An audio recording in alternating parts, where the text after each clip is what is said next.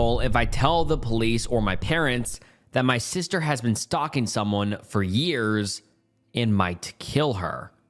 Originally posted to r/am I the asshole, and the post reads as follows. Am I the asshole? I genuinely feel stuck. The other am I the asshole doesn't allow violence, which is how I found the subreddit. So I, 23 female, have a sister, 25 female, and I'm really worried about her. Her ex cheated on her 5 years ago with this woman, and ever since, she's been obsessed and stalking her. At first, she said it was to see if she got karma for what she did, but now it's turned actually psychotic and maybe violent, and I don't know what to do or if I should tell my parents. My sister started dating this guy when she was in high school. He came to our house a million times, and we all saw him as a part of our family, especially when they stayed together after graduation. 5 years ago, he cheated on my sister, and she found out a few days after their 5th year anniversary when they were like 20. The girl he cheated with knew he had a girlfriend, but that didn't stop her from hooking up with him. My sister was, of course, devastated, but she gave him another chance, and a few weeks later, he ended up breaking up with her, and she found out that he never stopped talking to the other girl, even though she forgave him. When she was exposing the side chick in the beginning on her Snap stories, I of course understood and supported her as a sister and found the girl disgusting. I thought my sister would get over it with time and was there for her from the beginning. After 2 years, I was shocked she hadn't moved on. She forgave her ex and even slept with him after the breakup, but she always hated the girl. The girl blocked her everywhere, but my sister still watched all her pages and knew everything she did. If the girl posted herself at a restaurant on her story, my sister would drive to it and eat there and purposefully walk by the girl's table to make her ashamed of what she did.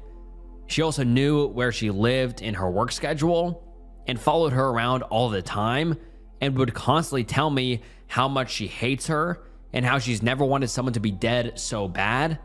I found it very concerning, and when I told my sister she needed therapy and that her parents should know how badly and long this has been affecting her, she shut down completely and told me she was just joking and hasn't told me anything else. That was 3 years ago. My sister has dated casually briefly since, so I assumed she moved on. It has been 3 years since she told me anything about her stalking and hating the girl, and I had completely forgotten about the situation until this past weekend. My sister had a work trip last week and asked if I could feed, walk, and basically babysit her new puppy who needs a lot of attention. I said sure, since I'm doing all my classes online this semester, and stayed the week at her apartment. It's a few cities away, so I've only gotten to see her a few times since she's moved here. And as a sister, I made myself welcome in her apartment and slept on her bed. I always slept on the left side, but on Saturday I was cold and wanted to sleep on the right side, which is closer to the heater, and when I laid my head down, I felt something uncomfortable and realized there was something inside of her many pillows. Inside of it was a composite notebook labeled Anna. Not her actual name, but the girl her ex cheated on her with. When I saw that, I was shocked. I hadn't thought of that name in years. The journal was so scary. Basically, she never got over the situation and has been waiting on karma to get the girl back for being the other woman, but it hasn't.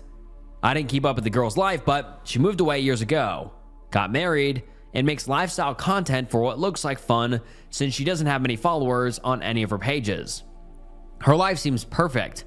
My sister goes on and on about how much she hates this woman, but what scared me is that my sister flew out to this girl's city to stalk her in person and figure out what house she lives in. She tried to figure it out from what she posts of her house and area. During a time, she told us she was visiting her friend who was sick.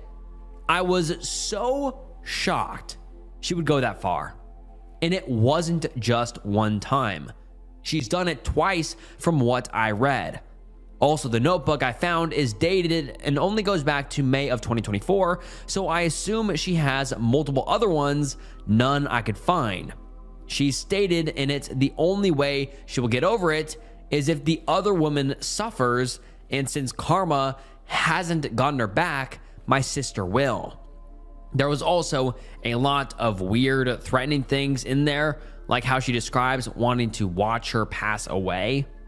I was so weirded out, and when my sister got back Monday, I tried to act normal. I know it's crazy, but a part of me thought she left the state to kill the girl. I went to view the girl's Insta page on a burner I made, and she's posted since, so she's alive. That's when I realized that fact that I could think my sister would seriously do that is insane, and that if 5 years later she still can't get over the situation, she needs a lot of help. I'm worried for her and also the other girl. I never thought I could feel bad for her, but if only I could describe better what my sister wrote. I truly feel like she may be in danger.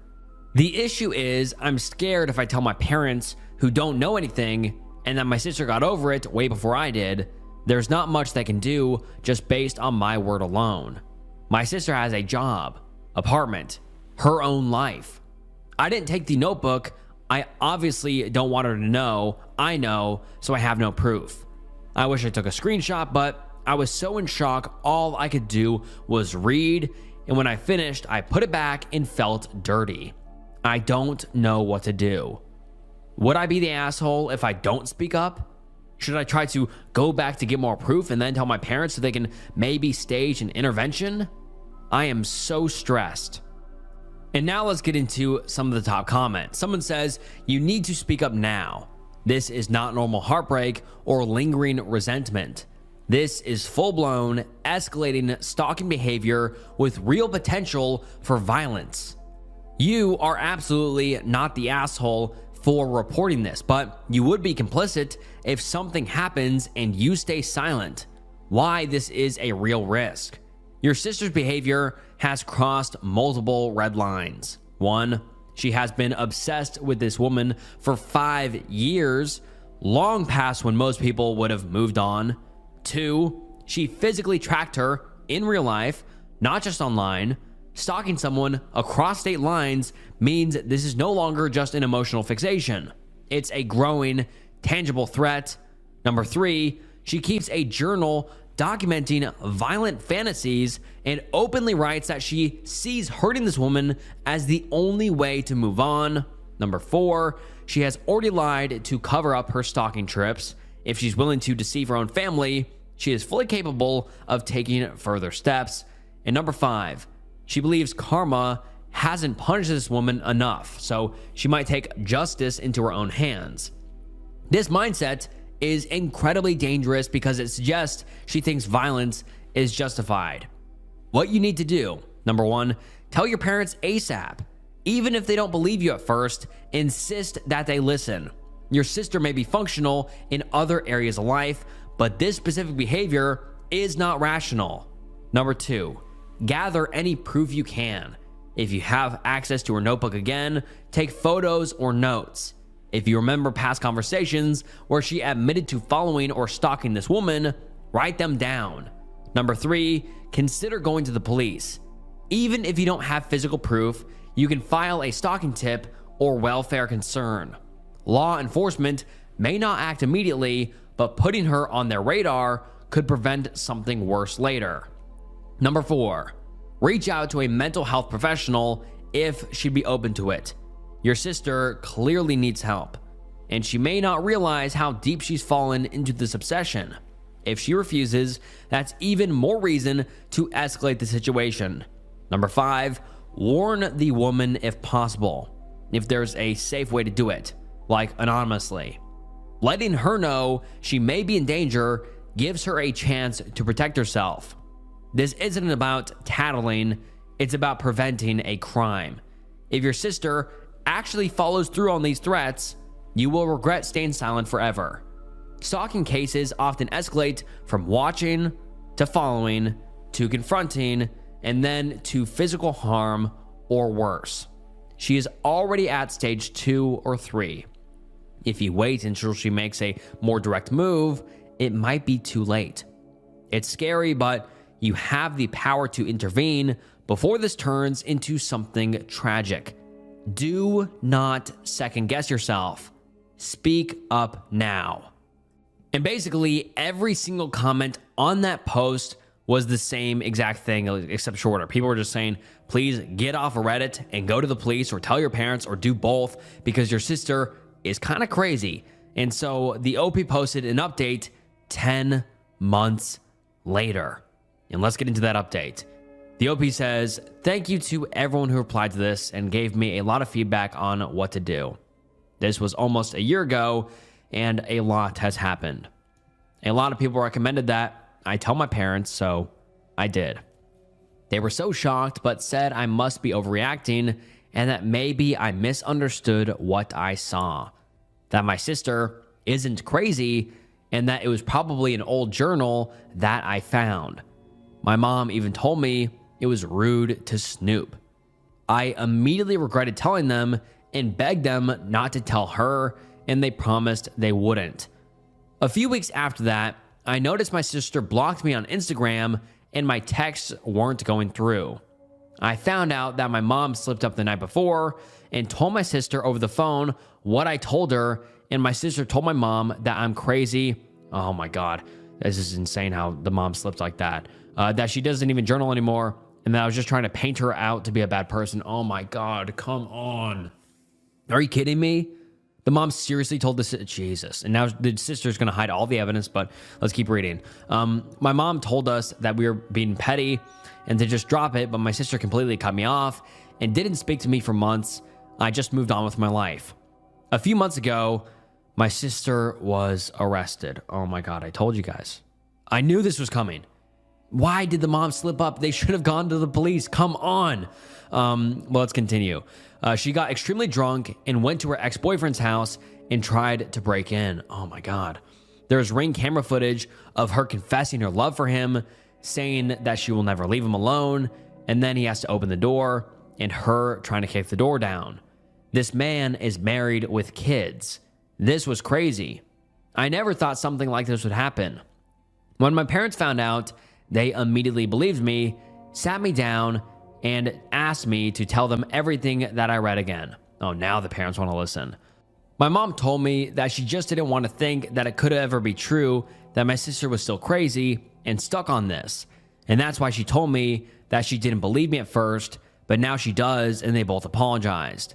My sister got out of jail on bond, and when she did, my parents told her that if she wanted them to pay for a lawyer, they would have to see her journals. She refused, so my parents kept their word, and my sister got a public defender.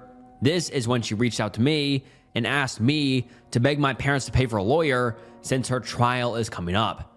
I told her that we were scared for her and that we love her, but she needs help and that she won't let us help her. There's nothing we can do. She ended up getting 2 years of probation for what she did.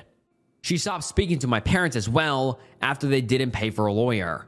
We found out 2 weeks ago that she had been arrested for moving out of state while still on probation.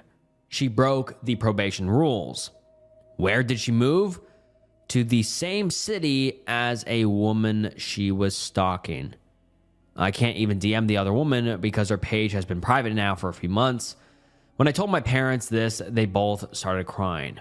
She had a warrant out for arrest and was recently just arrested last night. We have no idea what's going to happen now. I hope that this is the wake-up call for her and she gets the psychiatric help she really needs. Wow, that escalated quickly. And now let's get into some of the top comments. Someone says, the reality is that your sister needs a full psychiatric assessment. If she ends up in prison, it won't make a difference to her behavior. All it will do is give her time to fixate and plan.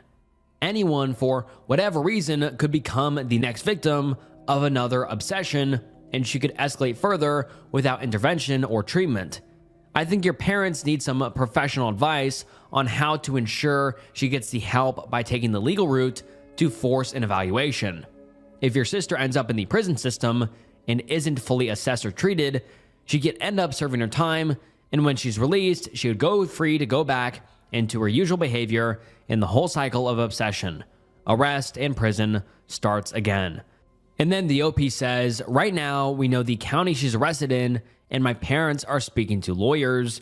We really want her to get help. And then another commenter says, please don't wait for your sister to actually physically assault or kill this woman. Like others said, go to the police or the prosecution and tell them about the journals.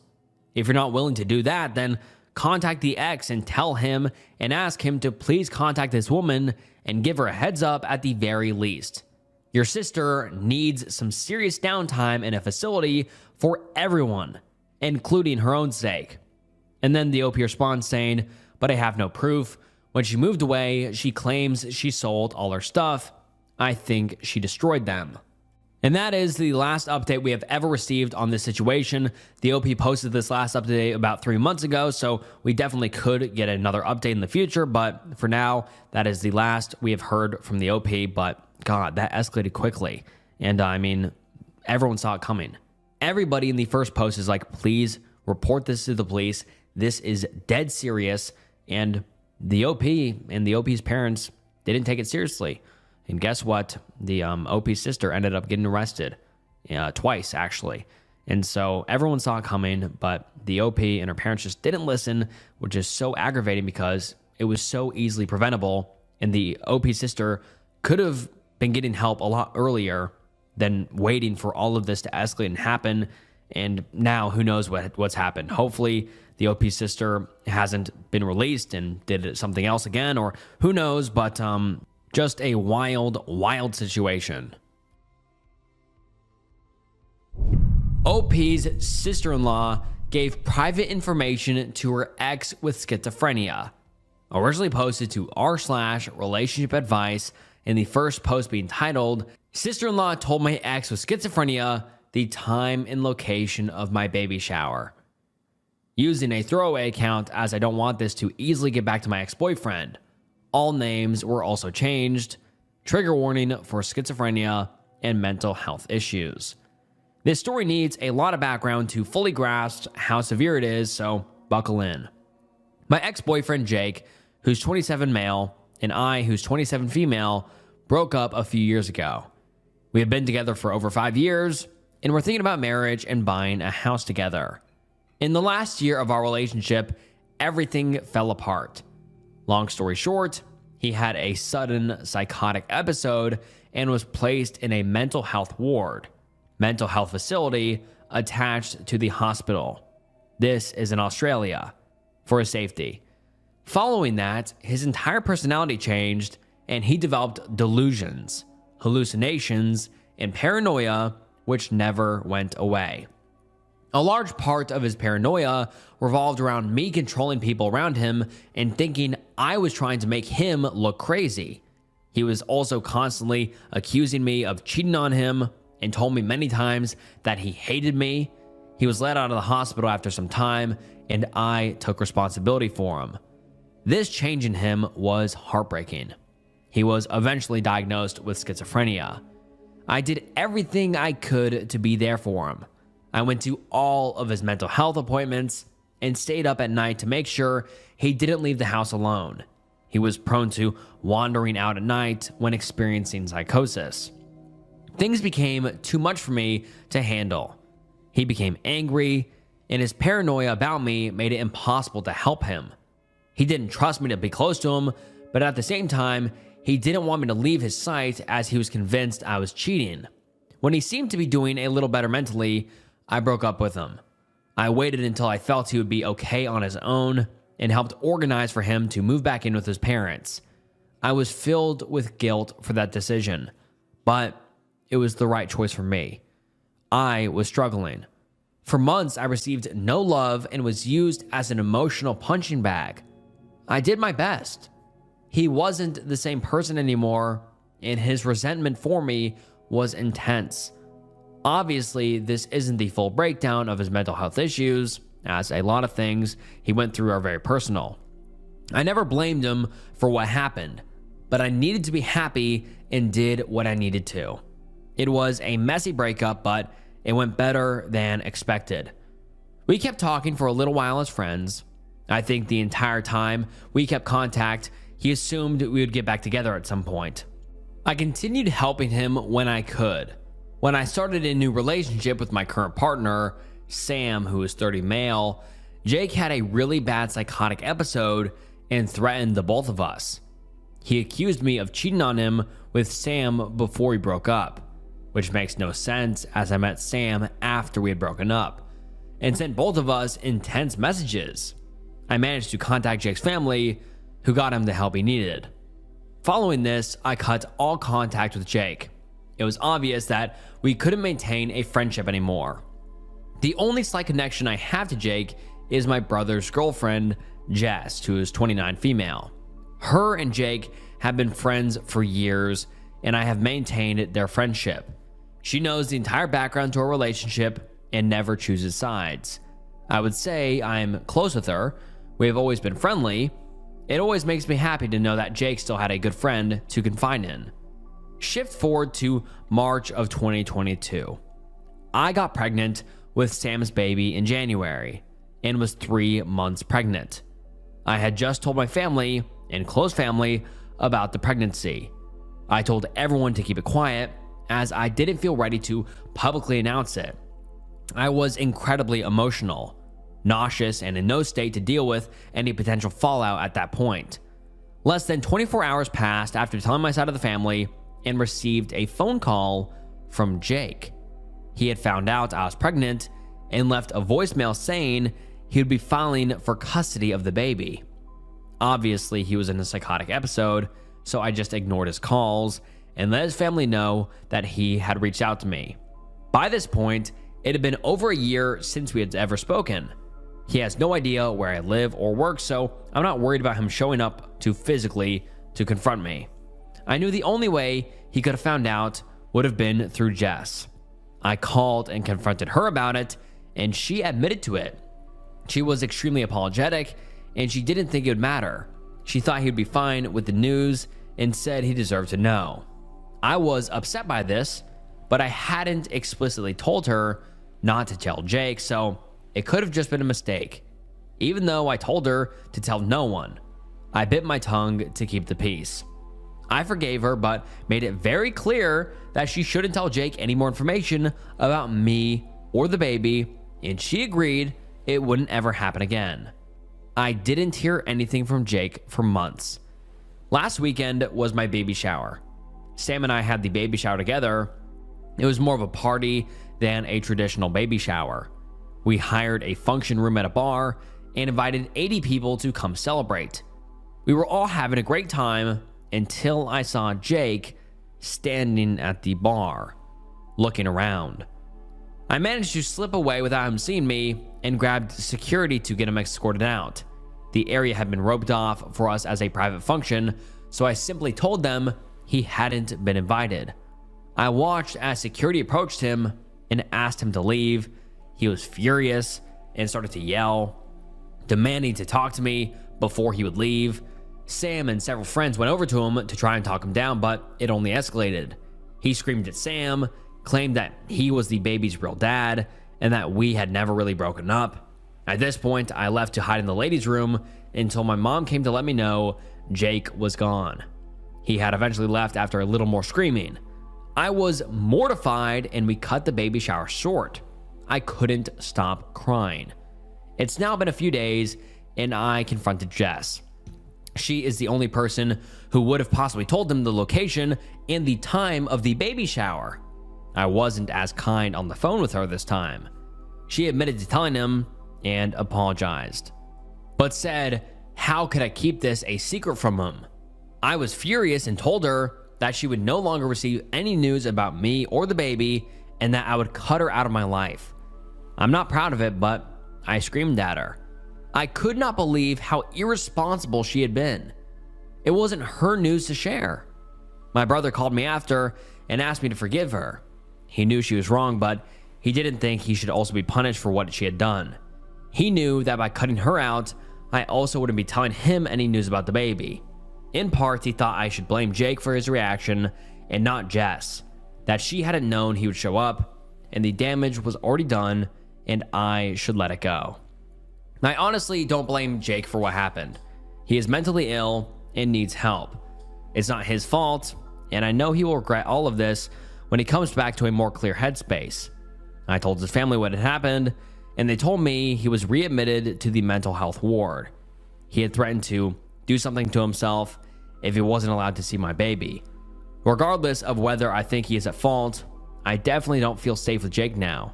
I have a child to think about, and him thinking it is his is pretty scary. I haven't budged with Jess or my brother. My family all think I should forgive her so my brother can meet his niece/nephew. We don't know the gender, but I just can't trust her. She already broke my trust once, and I'm furious. I could have been hurt if Jake had confronted me at the shower. So many things could have gone wrong. I don't know what to do. I am heartbroken that my brother may not get to meet this baby for a while, but I'm scared that she could tell Jake information about the baby that could put us in danger.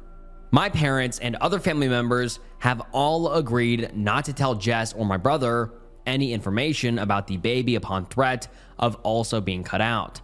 I just don't know how long I can feasibly cut them out before I crack. Sam is obviously on my side with all of this. If it wasn't for him, I would be in a much worse state.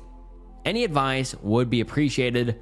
I'm finding it hard to stick to my guns on this and worry that news will leak to Jess from other family members. My parents were particularly hesitant to promise not to tell my brother when the baby is born. And now let's get into some of the top comments on this post.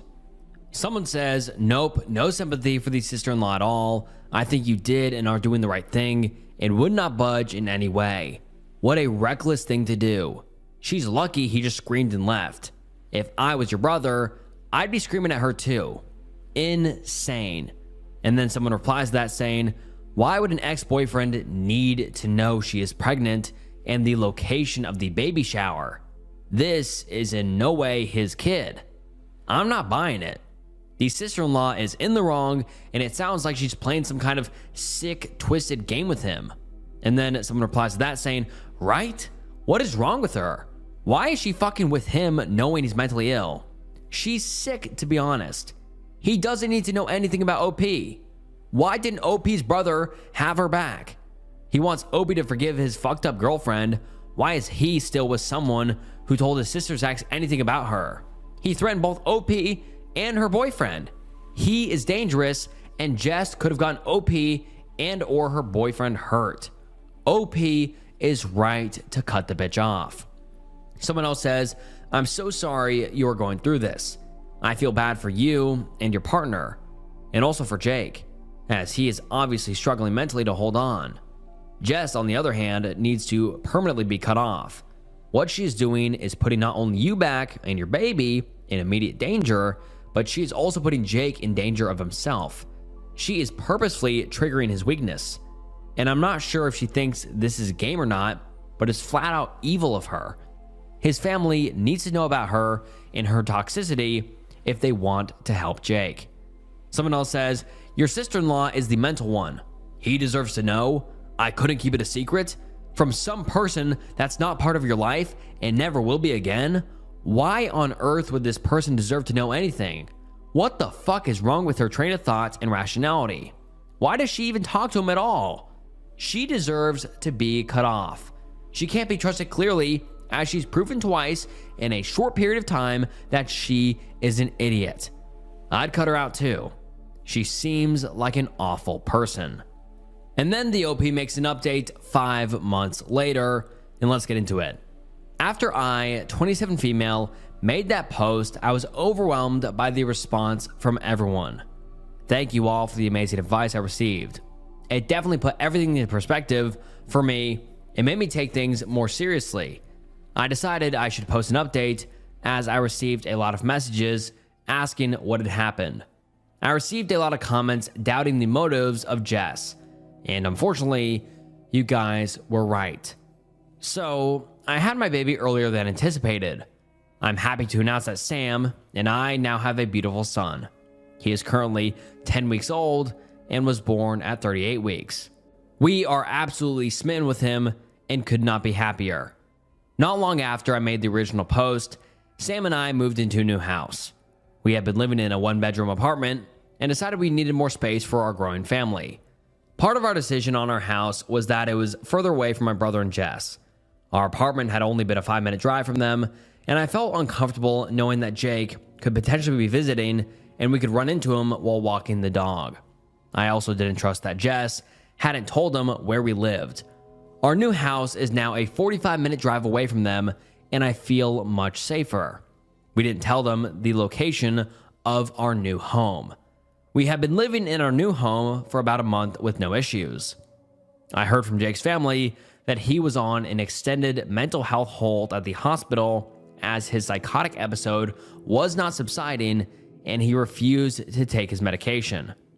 I also warned them about his relationship with Jess, and they seemed to take it seriously.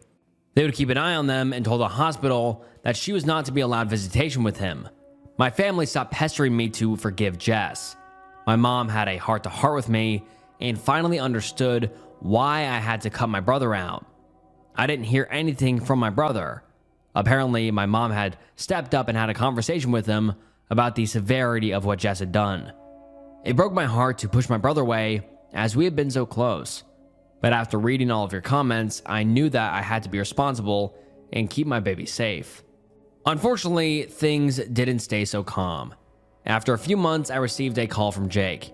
He had finally been released from the hospital and was embarrassed about his behavior at the baby shower. He told me he knew that the baby wasn't his. He cried and asked to speak with Sam. He wanted to personally apologize to him. Sam didn't want to talk to him. I told him I forgave him. I knew it wasn't his fault and that we should just move on. I was also very firm with him and told him that under no circumstances would I let him be around me or my baby. If he tried to contact us, I would not hesitate to call the police. He accepted that, and our conversation ended. About 2 weeks later, Jake showed up at Sam's workplace, demanding to speak with him. They had a short conversation where Jake broke down in tears and begged to be forgiven. From what Sam told me, he didn't seem to be stable. In his apology, he said, "I'm so sorry for confronting you in public like that. I should have spoken to you privately.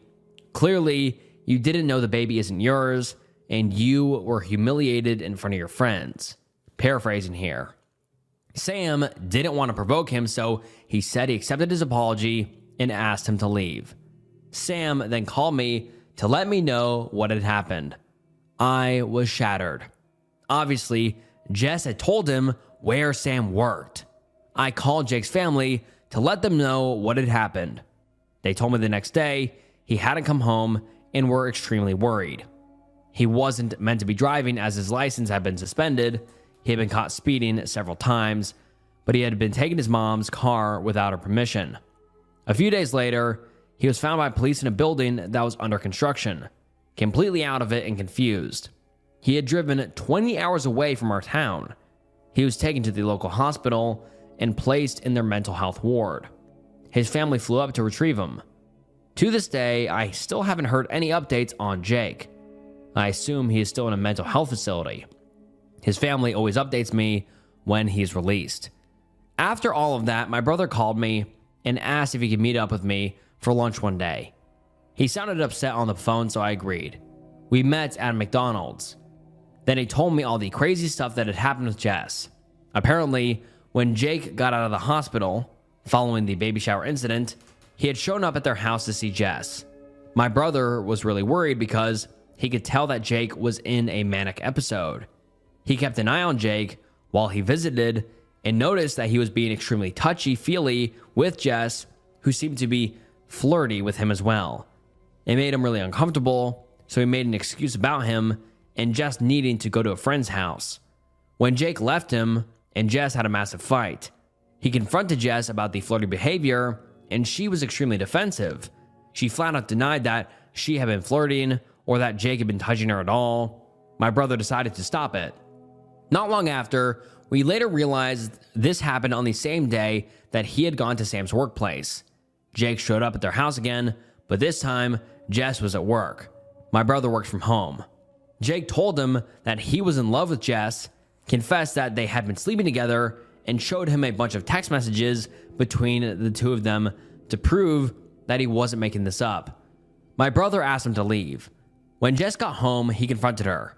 At first, she tried to deny it, but eventually confessed. She begged my brother to forgive her. She had realized after his outburst at the baby shower that she didn't love him.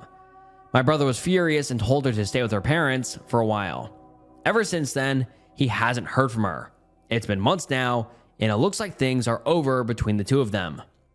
My brother feels terrible about what Jess did to me. Although I want him back in my life fully, I still don't trust that he won't eventually get back together with Jess. The two of them haven't officially broken up, and until that day comes, I won't be sharing the address or photos of our son with him. So far, my brother has met our son once at my parents' house. I still don't know why Jess decided to tell Jake about my pregnancy, but I'm so glad she isn't in our lives anymore. I haven't heard anything from her or Jake since. I'm constantly worried he could show up again. I've developed some strange OCD behaviors after it all, needing to check that all our doors are locked 5 times and touching all of the windows in our house before I can go to sleep. Other than that, things have been peaceful so far, and Sam and I have been able to enjoy our new lives as parents. I am 17 female. A creepy guy I work with who's 30s male keeps licking me. Seriously. Okay, so this is really weird and it sounds weird, but I really don't know what to do. I've been working at a local non-chain coffee shop for 6 months. I'll call the guy I mentioned in the title Joe. Joe is higher up than me, but not a manager. He trains new employees, does inventory type stuff, and makes some of the baked goods we sell. The other day, it was a really slow day.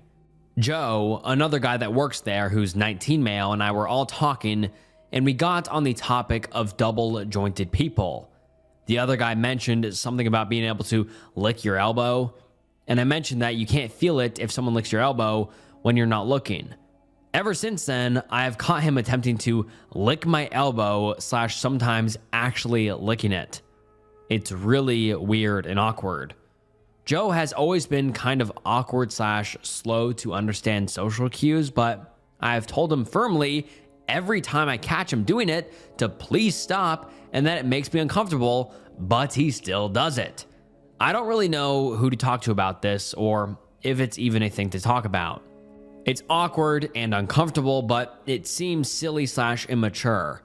But then I turn around and see a grown man continuing to lick my elbow, and I just about lose my shit. It happens every time we work together, 3+ times a day. He does it usually when no one is looking, but still, what the fuck? Do I go to someone about this? Do I yell at him? There is 2 co-owners, married couple, that work every now and then, but their kids are usually the ones in charge. Their kids are in their 20s, so I'm not sure if they would take this seriously or think I'm joking or something. And that is just so creepy and terrifying. I mean, like, obviously it's creepy, but I mean, it's just insane how this guy is doing this like in broad daylight at his job, like crouching beneath this girl and trying to lick her elbow. Like, that is just mind-blowing. Like, that is just wild. Like, it's creepy, but it's just like insane how he has the balls to do that in front of everyone and thinks it's okay. And the OP has said explicitly to not do it because it makes her uncomfortable, and that's just wild. And I hope she tells the boss immediately because this is not okay at all. And now let's get into some of the top comments. Someone says, "Tell your boss now. This is harassment, even if he's doing it as a joke. A grown man should really know that it is unprofessional and extremely inappropriate to lick another employee in any context." Option B, next time he does it, elbow him in the face hard. And then someone replies to this saying, less nuclear. Option B, visibly startle and scream. Flail if there's nothing breakable around. If you happen to knock him in the face with your arm, so be it. Say loudly enough for others to hear you, "You startled me." Then in a more pissed off, loud voice, "I've told you before that I don't like you licking me. Why are you still doing it? Gross, dude," etc. And I mean, I agree with basically all those things that people said or these commenters said. Like, the OP should just make a scene. They should be like, what the fuck are you doing? Why are you trying to lick my elbow like numerous times? And I mean, everybody's going to understand. They're going to be like, this young girl is being harassed by this man in his 30s. Like, everyone is going to have her back, hopefully. But someone else says, talk to whoever is in charge. If they don't do anything, threaten to sue for allowing an unsafe work environment, and document everything. Text conversations with Joe and the owners. Edit, make sure your threat isn't an idle one.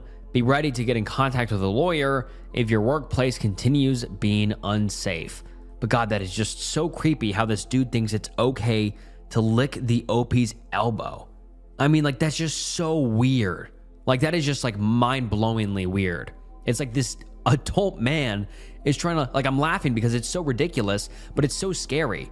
Like, I can't imagine being the OP and how scary it'd be to have to go to work and then deal with this dude coming in behind you and trying to lick your elbow.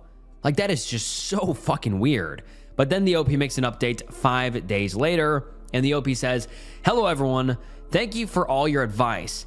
However, things worked themselves out. One of the co-owners came in the other day and pulled me aside. She said one of her kids had mentioned some inappropriate behavior happening with Joe and I. I got pretty embarrassed and explained that for some reason, he kept trying to lick my elbows and that I had explained for him to stop. She said her kid had told her I looked upset/frustrated when he did it and came to her straight away. She said it was completely inappropriate, not only in the workplace, but in any social setting he was let go of. The co-owner had an individual talk with everyone explaining what behavior was appropriate/inappropriate and said she did not want to have to explain harassment to anyone. She asked if I would like to take legal action, but I said no. To be honest, I considered what he did annoying/uncomfortable, but I now realize it was harassment, and I thank all of you for helping me to come to terms with that. An adult man should know better, and I completely agree with that final sentiment. An adult man should absolutely know better. And the OP says, I had a good laugh reading all your stories/ideas about elbowing him in the face.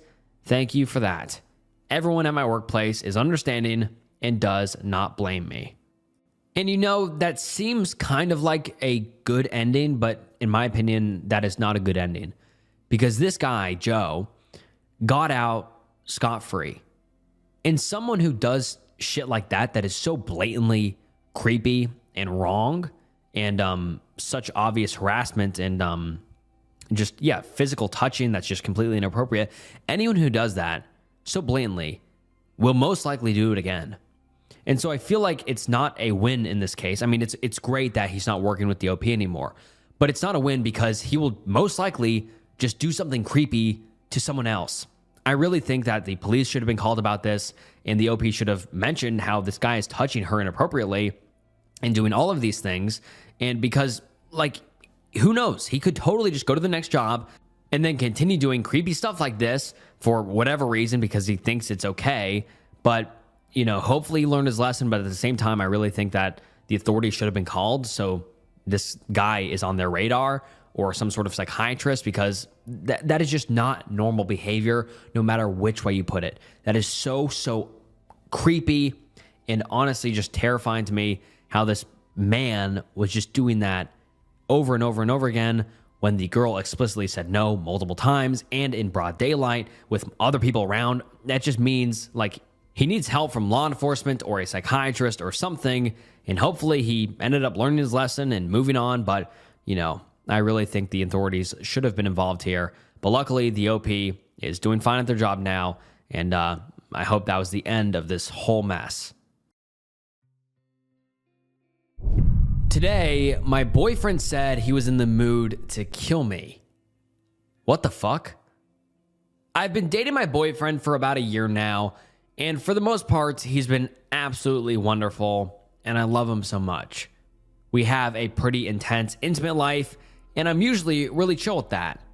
However, recently, he's been taking it a little too far. Like, I love choking in the bedroom, but he started doing it in public. Like today, we took our dog to the park, and I said or did something he didn't like, and he spanked me. I was shocked. Later on in the day, we were doing the deed, and he started to choke me, which I usually like. It got to the point where I properly couldn't breathe, so I used our signal to stop, and he just looked down at me, said, "I'm not going to stop because I'm in the mood to kill you." He must have seen the fear in my eyes or something, and he immediately let go and cradled me and said sorry. I thought it was just him being in the moment, so I let it go. But it happened a second time. He was just staring at me and was whispering sweet things to me, and then it took a turn to, "You're mine forever, never gonna let you go, I'll kill you if you leave." I recoiled because it made me uncomfortable, and he tickled me and told me it was a joke. I love this man, but what the fuck? How do I bring this up to him? To be honest, I'm tempted to leave. We both don't have dark senses of humor, so I don't know where this came from. How do I address this? What should I say? And now let's get into some of the top comments. Someone says, "Man, you cannot play around with shit like this. Wouldn't you rather get away and be able to see your grandkids one day? Or risk the chance this guy will not stop choking you? Unless you think you are stronger than him, please, OP, look out for yourself. This is scary and not normal." Someone else says, "He ignored your safe word, and his response to use it was to joke about killing you while doing something that very much could kill or cause serious injury to you. Honestly, I don't think I could ever trust a partner that lost in his own power fantasies because the one that gets hurt in all of this is you. Why should it take you feeling like you are about to die to get him to stop? And what happens when he starts enjoying that aspect of it? What will stop him? Do you say whoops when you end up in the hospital, or worse? How long before a public spanking becomes a playful slap to the face? And this isn't a SA slippery slope argument. Clearly something has changed. This is where you are at." And then basically, or all of the rest of the post said that you should leave him, or the OP should leave him and just get the fuck out because this is horrific behavior and this will only escalate. And then the OP gives us an update, and so let's get into that. The OP says, "I just wanted to let everyone know that I am out and I am safe. I am from Australia." So I posted that at 10 p.m. thinking I'd only get a few responses, and at first I did and read through them and went to sleep. I woke up at around 12 in the morning with an overwhelming response of supportive and concerned messages, and I absolutely cannot thank you guys enough. I had a bit of a cry, took our dog, and left my now ex-boyfriend at around 1 a.m. and now am safely at my parents' house. So he doesn't know where I am. I've turned off location services and such so that he can't find me, and I've messaged all my friends explaining the situation. I am so ridiculously sorry that it took me so long to update.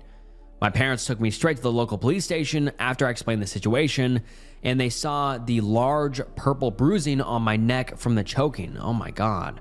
I've been at my local police station explaining everything to them in hopes to be able to get an intervention order or something so that he can't contact or come near me again.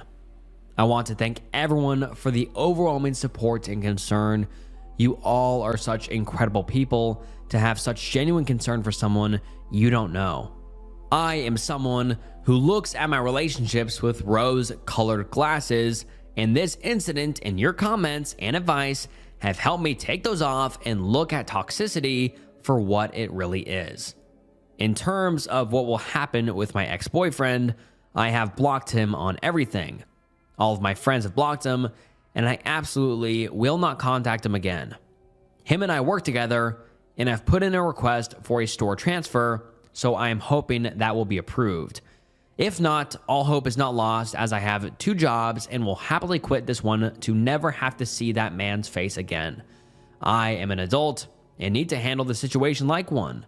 My dad and older cousin are arranging to go pick my stuff up from my old house. Thank you again so much. I cannot express how much you all have helped me, and quite frankly, I'm pretty sure you have all saved my life. My doggy Daisy and I are very safe at my parents' house, and I have a good stash of Ben & Jerry's to try help me cope. And to all the men in my DMs calling me horrible names, please stop. You're really not helping. My girlfriend beat the shit out of someone who broke into her house. Originally posted to r/true off my chest, and the post reads as follows. The other night, I was sleeping over at my girlfriend's. She lives one street over from the middle of nowhere. No streetlights, no sidewalks, and keeps her house dark at night except for the room she's in to attract bats and detract bugs. I think it was like 2 a.m. when I woke up to my girlfriend telling me to call 911. Long story short, a guy had broken a window into the garage and was going through my car. He had a knife, but my girlfriend has a shotgun, unloaded, and wanted to scare him off with it. Cops really gave us a verbal shakedown for that, by the way. We are fucking idiots and don't ever confront a burglar, but this guy was clearly unhinged and charged at us. I don't really remember how it happened, but my girlfriend somehow tripped him, or maybe he tripped on his own, and then started basically tamping this guy's rib cage down with his lungs with the stock. I had to physically stop her. A little bit about my girlfriend. She cries when she sees sick or hurt animals. She's constantly doing or offering to do nice things for people. She won't even squish bugs. She catches them and releases them if she finds any. She's a Buddhist. Non-violence is important to her. Before this, I described her as one of the gentlest person I knew. So what the fuck? After I stopped her, she was so calm. She sat cross-legged on the floor and then made a call to a lawyer before the cops even got there. No charges for girlfriend yet. Lawyer has been helpful. Cops, less so. They wanted to arrest me when they got there for some reason, and my girlfriend had to actually ask for an ambulance for the guy because they tried to just load him into the police car, and he was screaming and moaning. He lived, but is still in the hospital. It's been 2 days since this happened, and I still feel like my heart is racing. Every time I see my girlfriend, I see her covered in blood with a shotgun. It has not changed how I feel about her, but goddamn, it's changed how I see her. Edit. Clarifying a few things, I didn't think this would get any attention.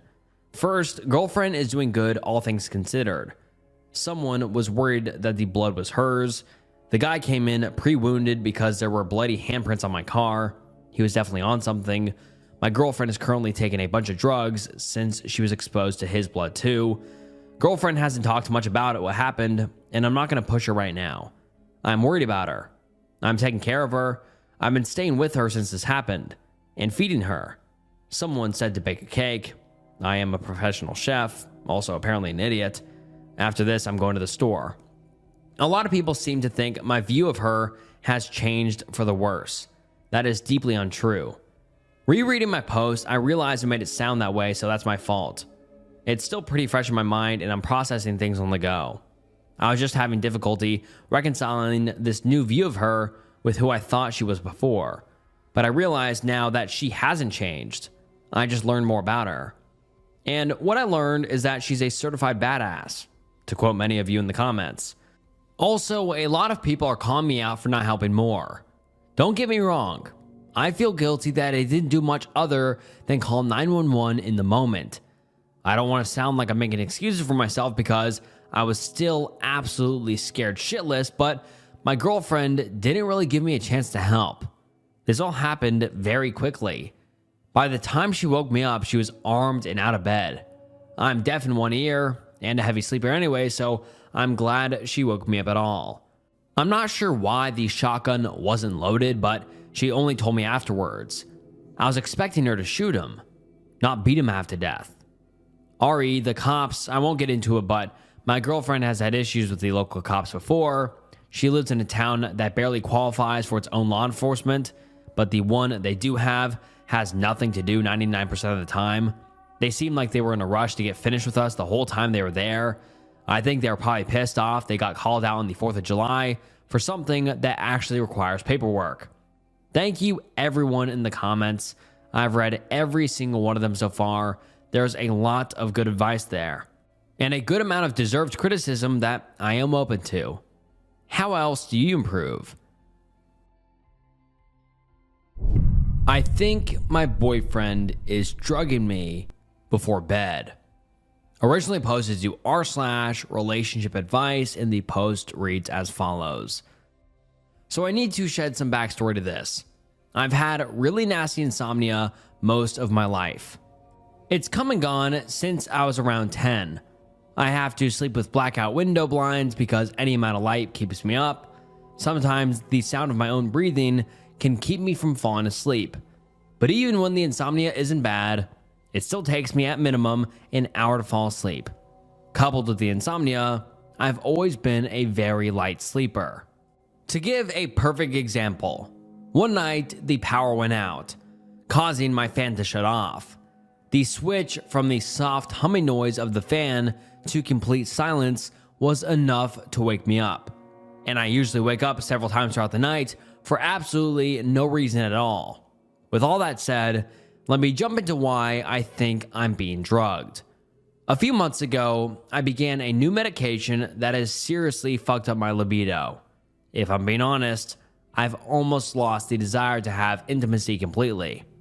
I still have intimacy from time to time, but mostly just to please my boyfriend and not because I want to. But our intimate life has really plummeted. Again, most nights it takes me an hour to fall asleep after shutting off my phone, but within the past few months, there's been a handful of nights where I'm sitting on my phone, browsing Reddit, or reading when my eyes get really heavy all of a sudden, and next thing I know, I'm completely in a deep sleep. I mean, within minutes. I won't wake up again until the morning.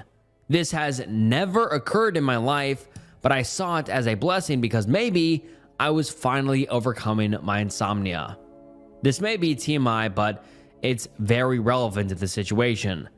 And I can't exactly read what the OP says here because it's very explicit. But basically, I'm just going to kind of PG this.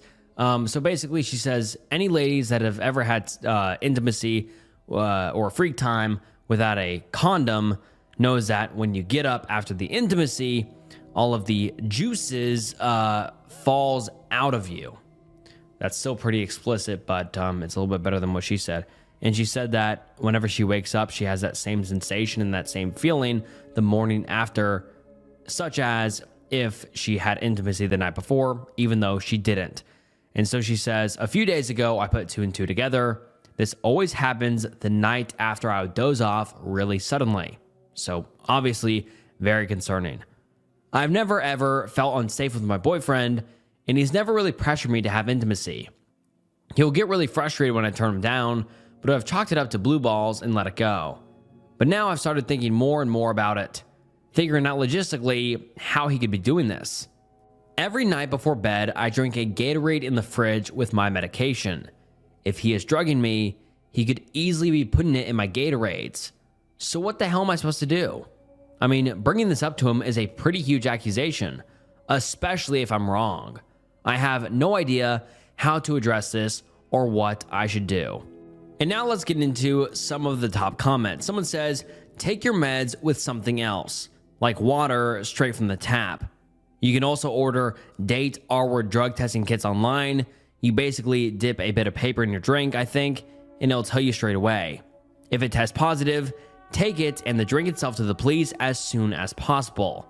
If it's negative, I would say see your doctor. And then the OP responds saying, thanks. I knew there were ways to test yourself after being R-worded to see if you had traces of a drug in your system, but I also knew that those drugs leave your system very quickly. But should I confront him at all? It's so foreign to me to not talk about my problems with him. We've always had such open communication. Someone else says, are your drinks sealed? If they are unsealed, that's a hint. Like everyone else said, take your meds with something you pour yourself.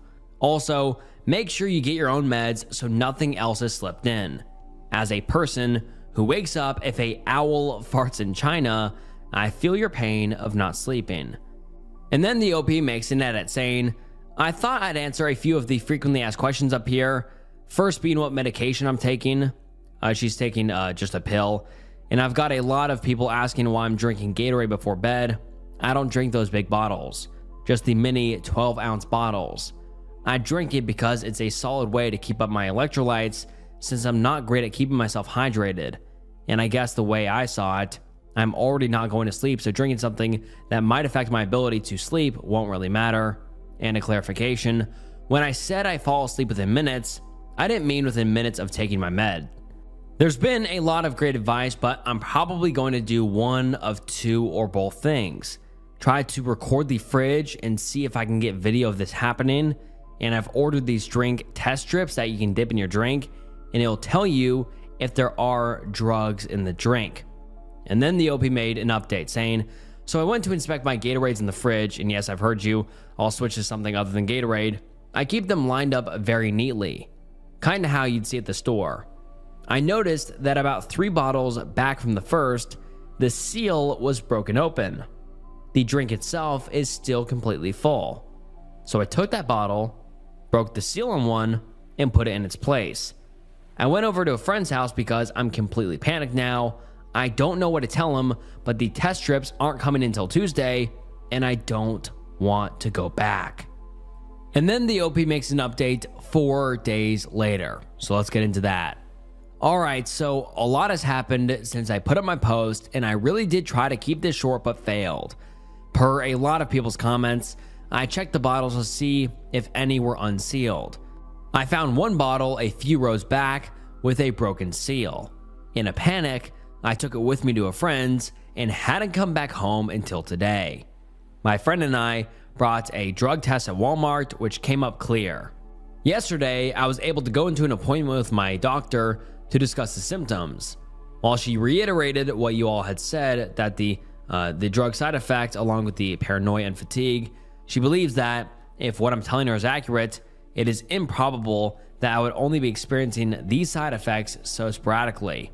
She recommended that I see my OB about the passing out.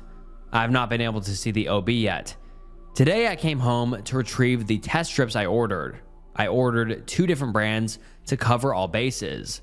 These would test for a multitude of drugs. I also snooped around for any hidden medications per one commenter's recommendation, but didn't find any. I took the strips back to my friend's house and tried several times. All came up negative. At this point, I was starting to get so aggravated with myself, feeling like it's just paranoia all along. So I decided that I should sit down and talk with my boyfriend about everything. When he got home, I sat him down and explained everything that was going on, from feeling like he's angry about the decrease in intimacy, to the symptoms I was having, to the one opened Gatorade in the refrigerator. He immediately got very angry and defensive, which I thought was weird because I, in no way, brought this up accusatorily. I was as calm as I could be, but he continued to get angry and finally began blaming all of this on my lack of intimacy. He said he'd been getting more and more angry.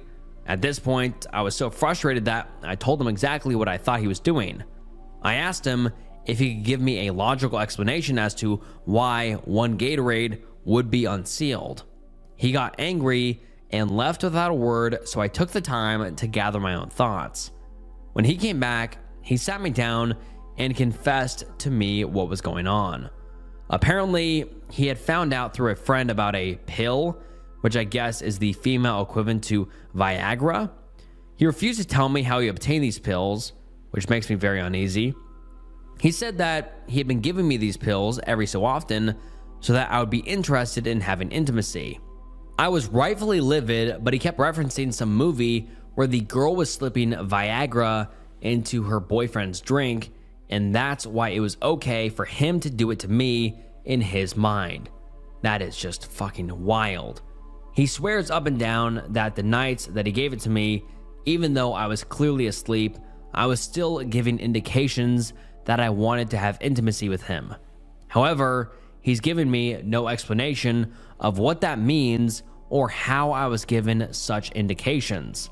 So I sat down to do some of my own research on it. This pill really shows not a whole lot of information on it causing sedation. So I hopped over to Medication Interaction website. Like I had said, I'm taking the other pill, but I had also taken melatonin, and since spring had started, I've been taking my allergy medication, Sudafed Allergy. Under interactions, the ingredients in the Sudafed Allergy mixed with this pill causes increased sedation. not to mention the melatonin on top of this. So, unbeknownst to him, slipping me this pill, at who knows what dose, was causing me to feel heavily sedated. He's continued to try and argue that he really has done nothing wrong, and that it was equivalent to him trying to turn me on by doing some things to me. Oh my God. This is just insane. He really said he doesn't think he's done nothing wrong. That is insane. He thinks he's done nothing wrong. That is so terrifying. And the OP says, but I've already told him that he needs to leave. I'm staying at my friend's house in the meantime because I have no interest in sticking around someone that thinks it's okay to slip medication to people. And now let's get into some of the top comments. Someone says, holy shit. I mean, he was risking your life with those medication interactions just because he's intimately frustrated. What a scumbag. Someone else says, kick him out and don't ever talk to him. He violated your trust. What a scumbag. He could have talked to you about his feelings, but he thought it was okay to impair someone. And the OP responds to this saying, and the stupid thing is that if he would have just brought the idea to me in the first place about taking something for my libido, I probably would have been open to it. But he decided he'd rather hide it. Someone else says, wow, that is a flat out artist and a criminal in the making. I'm so horrified on your behalf and glad that you're able to stand up for yourself. Please take time to digest this, to mull over your options, whether they be pressing charges, warning his acquaintances, therapy, etc. And the OP responds saying, my friend agrees that I should be pressing charges. As much as I want to, I really have zero evidence of it. When all the Gatorade tests came up null, we threw it out because I definitely wasn't going to drink it anyway. And God, I just wonder what happened, because the OP has since deleted their account, so we've gotten no further updates, but just such a horrific and terrifying scenario. And it's so disgusting that the OP's boyfriend was literally just drugging her and then having his way with her. That is just so disgusting and horrific. And honestly, he should be in jail. But I don't know if he ever got, criminal charges or whatever, but he should be in jail because that is so horrific. I mean, yeah, God. I just really hope the OP is doing better now. I, 24 female, think my neighbor, 28 male, might be stalking me. I'm not sure, and I want to ask here before I tell my husband, who's 32 male, because I'm afraid he might react strongly. And the post reads as follows. I live in a pretty close-knit neighborhood. I'm a stay-at-home mom to a toddler girl and a boy who's in the first grade. My husband works away from home and he's gone most of the day, sometimes overnight. I've begun noticing that the neighbor who lives on our left, who is 28 male, around a lot more. I know he works from home, but I feel like I see him whenever I'm outside with my kids. When I go to the grocery store, I notice him leaving as well, and then he pulls back in at the same time as me. Whenever I come back from picking my son up from school, he's outside. I have a Ring doorbell, and I've noticed when I go right from the school to my house, 20-ish minutes, he's only out for 20 minutes. He'll go right in after I go in. But if I go somewhere else or take longer, he'll be out there until I come home, and then he'll go back in. I feel kind of freaked out. I have always had fine interactions with him. He always waves and everything. He works as a programmer from home, and he's never done anything bad. It's just how often I see him. I don't want to mention anything to my husband because he has a pretty short fuse, and I'm scared he'll flip out and go and confront him or think I'm having an affair or something crazy like that.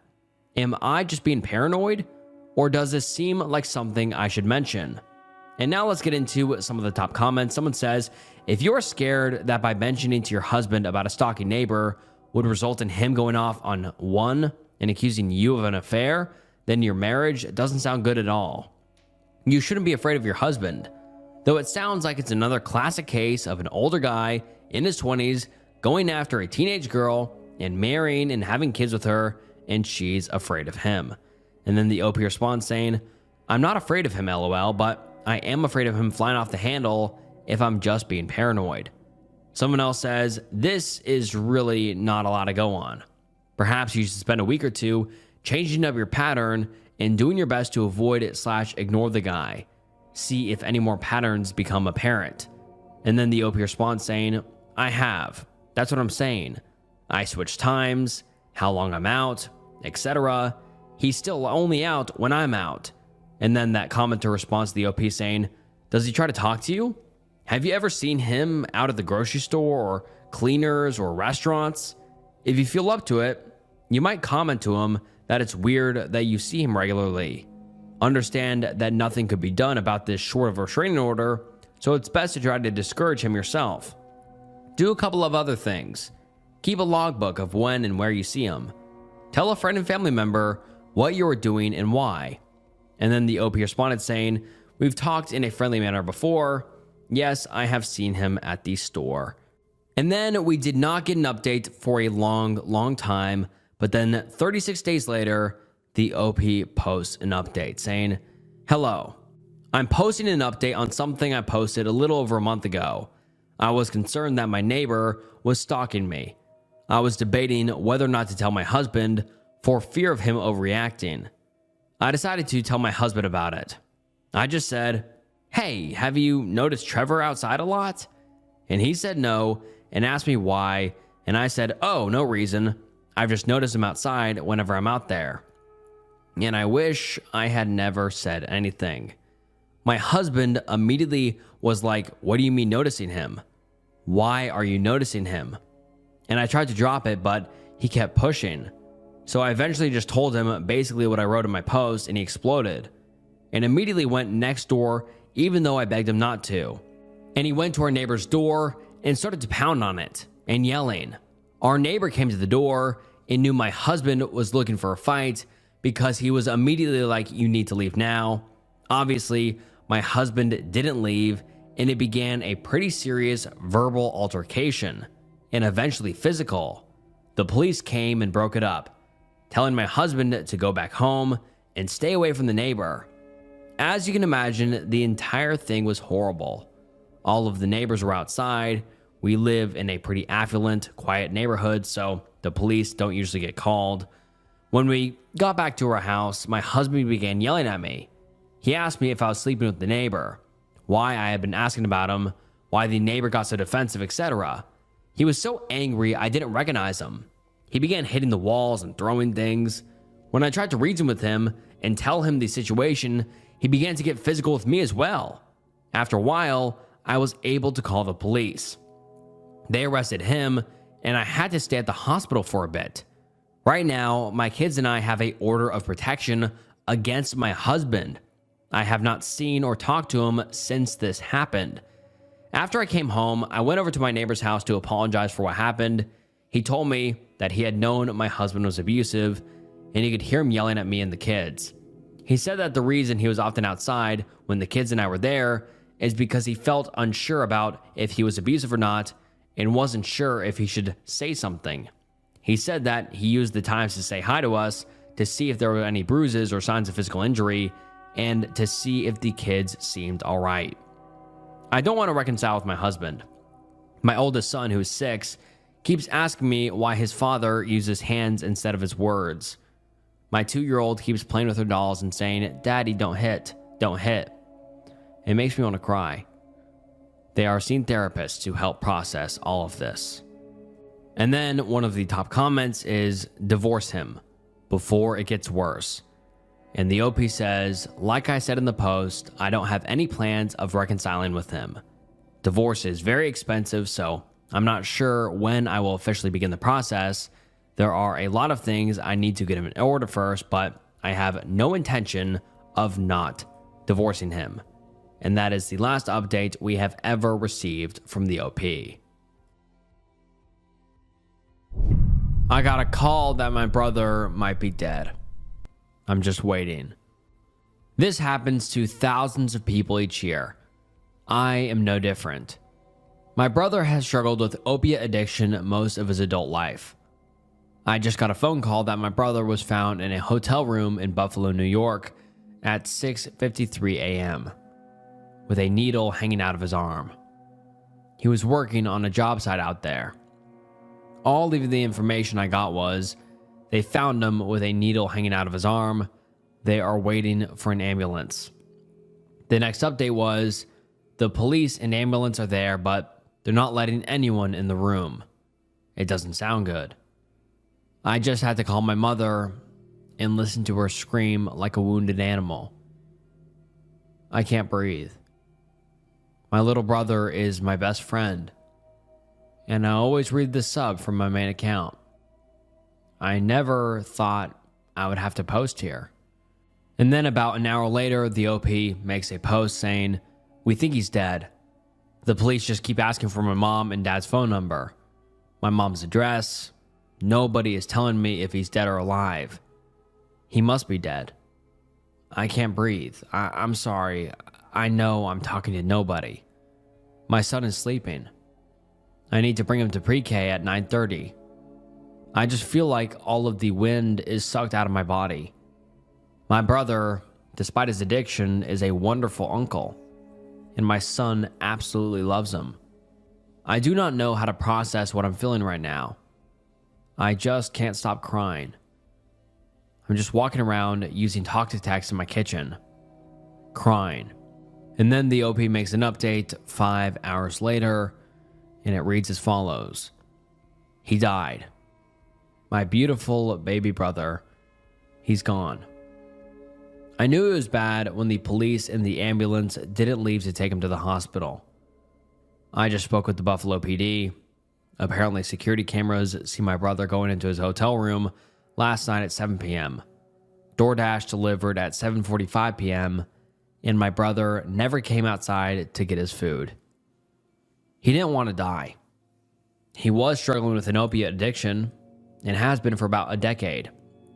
He was an amputee, lost his leg to an OD in 2018. We thought he had turned the corner. He moved out to be with me and got a job welding with my fiance. He was at his job site in Buffalo. They found him when he didn't come out to work this morning. Now we have to figure out how to get his body back home. Cremation seems like the only affordable method. I'm just beside myself. My poor mother. I have my brother's betta fish here, and I've just been sitting here and staring at the fish, looking around my brother's room. He had just gone to the Van Gogh exhibit in Cincinnati. He had his VIP pass hanging up. My brother was so smart, funny, and kind, and I will never see him again. He wasn't what you think about when you picture a drug addict. He was a wonderful human. Please, people, educate your friends and loved ones about fentanyl. The police found some pills on his body. They said the test was positive for fentanyl. I don't even know what to say. This was the worst thing I've ever had to get off my chest. They are doing his autopsy later today, and then he should be cremated in the next few days. I told my mother I would drive his body back home. I brought him out here for the job, and I will bring him home. Hug your loved ones extra tight. And that is just such a heartbreaking Reddit thread. And a lot of you guys might be asking me, why would you even include such a heartbreaking and sad Reddit thread? Well, the reason I included it is the last paragraph there, when the OP says, "Please educate your friends and families about fentanyl." I mean, you guys, I'm sure, are very educated about it. It's very dangerous, but, I feel like I have an audience, and it's important for me to do my part, even if it, teaches one person new about fentanyl and the risks of it. But if you guys partake in any sort of substance use, please get it, whatever tested, or just don't partake. I mean, of course, that's not realistic. Of course, everybody's going to, not everybody, but a lot of people are going to partake in some sort of substance. But just if you are, please get whatever you're doing tested, or just be careful, because fentanyl is so dangerous, and so many people year after year keep losing their lives to this horrific drug that is lacing so many substances. And it is beyond dangerous, and you never get a second chance. And I just hope the OP has been able to move on from this horrific thing that happened. And it's just such a sad story. And rest in peace to the OP's brother. And I hope the OP and his family are doing better now. But yeah, I just really thought this was important to add, because even if I teach one of you guys to be a little bit more careful when partaking, then it's worth it. But yeah, such a sad, sad Reddit thread.